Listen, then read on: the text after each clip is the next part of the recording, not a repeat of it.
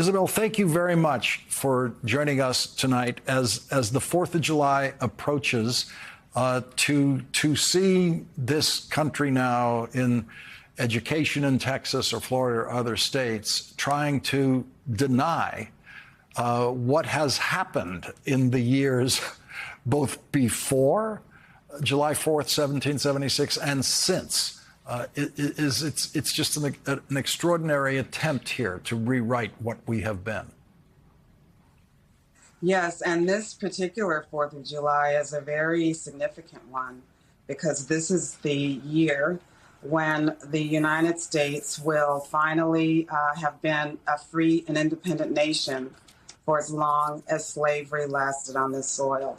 It's humbling, and it is really staggering to think about the fact that we are alive at this inflection point, this moment where the United States, we think of it as, 1776 is a long time ago. We think of our country as being here for a very long time.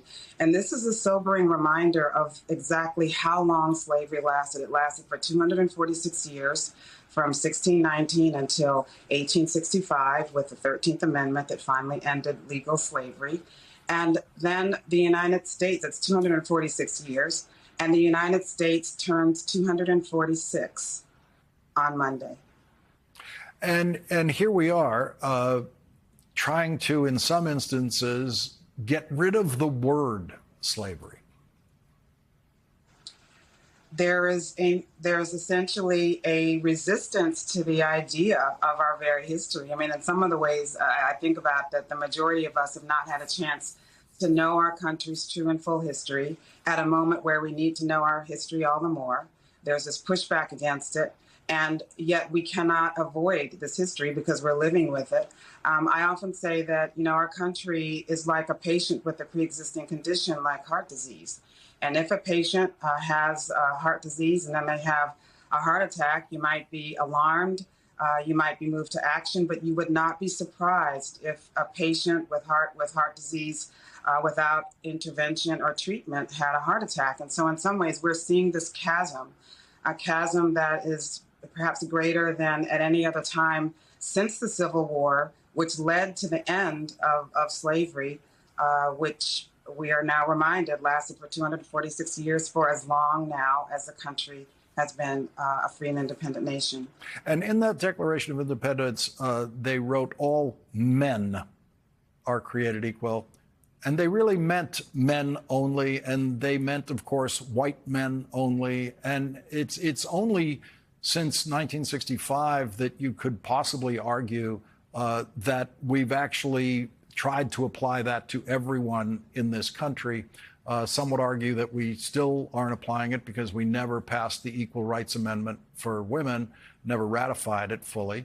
And so the age of this country as a place where it allowed full participation of the population is it's less than a century. I think we need to remind ourselves that the vast majority of people of African descent who ever lived on this soil did not live with the freedoms that we imagine, the freedoms that we connect to what it means to be an American citizen, did not get the chance to live out their full and true gifts and talents to the world, and that this idea of African Americans as one group being incorporated into the mainstream of American life is very, very new. Again, going only back to 1965, 64, 65, and 68 with those civil rights laws. And that this is very new. It's just within the lifespan of many, many, many people alive today. So the idea of truly encompassing all of the people in this land into what it means to be American, the American creed, is still very new. And of course, women were excluded as well. So really, the vast majority of people who are in the country now would not have been included in the ideals in the creed and what we think of as what it means to be American.